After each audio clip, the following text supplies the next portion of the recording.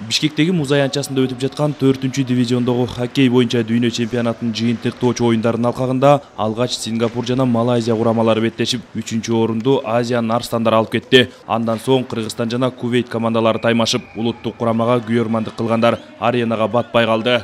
Бул оюндун мынчалык адреналин тартуулай тургандыгын ушуга чейин билбептирмин. Балким улуттук курама ойноп жаткан үчүнбү, балким улуттук курама утуп жаткан үчүн ушундай болуп атабы, анысын билбедим. Бирок бул жардеги температура суук болгону менен ар бир күйөрмандын ичи ысып, биздин оюнчуларга жан тартып турушат. Азыркы учурда экинчи тайм жүрүүдө. Эсеп 5-0.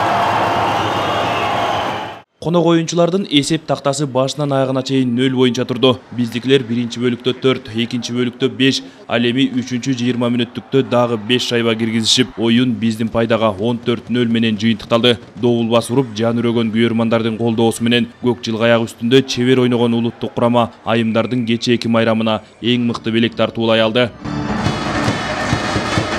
Буюрса 4-чү оюнга тең келип атам. Бүгүн акыркы оюн жабылыш оюну Кувейт менен эл аралык айымдардын күнүнө туш келип калыптыр 8 мартка.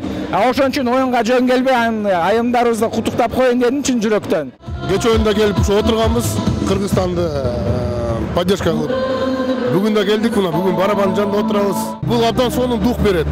Мондай катуу үн чыкканда ичиңдеги да жүрөгүң өзүнчө башкача сога баштайт экен.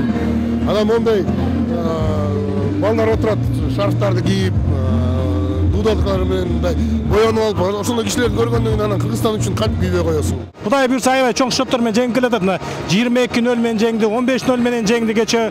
Мына азыр бүгүн биринчи таймда 4-0 жеңип атат Кувейт командасын.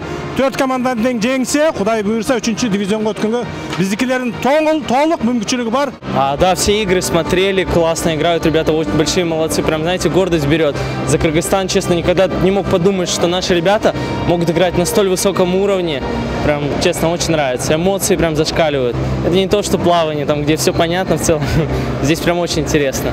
Улуттук курама команданын финалдык беттешине президент жана өлкөнүн биринчи айымында күйөрмандык кылышты. Кыргызстандык оюнчулар жалпысынан 4 оюн өткөргөнү менен 3-чү оюндан кийин эле мөөнөтүнөн мурда биринчи орунга жеткен. Бирок ага карабай акыркы оюндагы жеңиш менен жыйынтыкталды.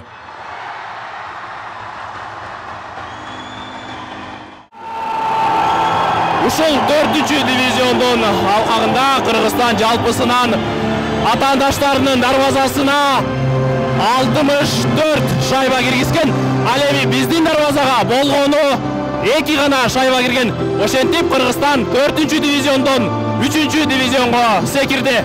Эске салсак, буга чейин Кыргызстандын курамасы Иранды 13-1, Малайзияны 22-1, Сингапурду 15-0 эсебинде жеңип алган.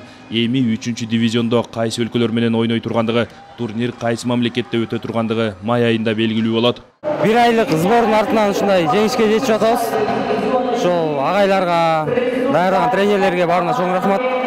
Колдоп берген командаларга жана болельщиктер баардыгына чоң рахмат. Ошондо мен ойлойм, мына Кыргызстандын командасы бул 4 эмес, 3-кө, керек болсо 2-ге андан ары да жылганга шанс бар деп ойлойм да. Кудай буйрса Кыргызстанда хоккейдин өнүгүшүн көрүп атасыздар. Кудай буйрса мына президентибиз да келип, Садыр Нуркожоевдер жашынакай бир жакшы арена салганга одасын берип, капсула салып атышат. Мен ойлойм, мындан ары Кыргызстанда хоккейдин өнүгүшү bir to'yla aldıga jilat bo'lish kerak deb o'ylayman. Ana endi o'yinlarning barini ko'rdingizlar, abdan krupniy bunday qada cho'ng счеттар менен утулушту.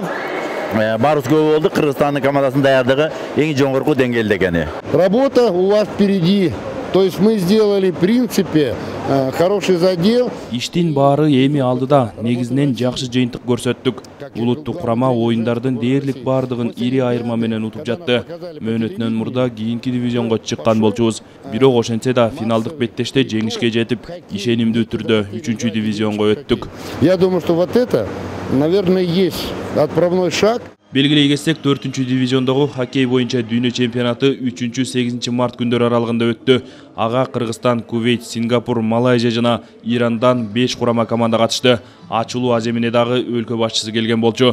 Ал эми кечээки жеңиштен кийин президент улуттук кураманын кийим алмаштыруучу жайына кирип, хоккейчилерибизди чемпионаттагы ишенимдүү жеңиши менен куттуктады. Мамлекет башчысы спортчулар менен баарлашууда улуттук кураманын жеңиши бардык кыргызстандыктарга кубаныч жана сыймыктануу тартуулаганын белгиледи. Президент өзүнүн атынан бардык команда мүчөлөрүнө, машыктыруучулар курамына жана улуттук кураманын дарыгерлерине акчалай сыйлыктарды тапшырды. Амантур Шергазиев, Эсентур Абыкеев, Ала Тоо 24.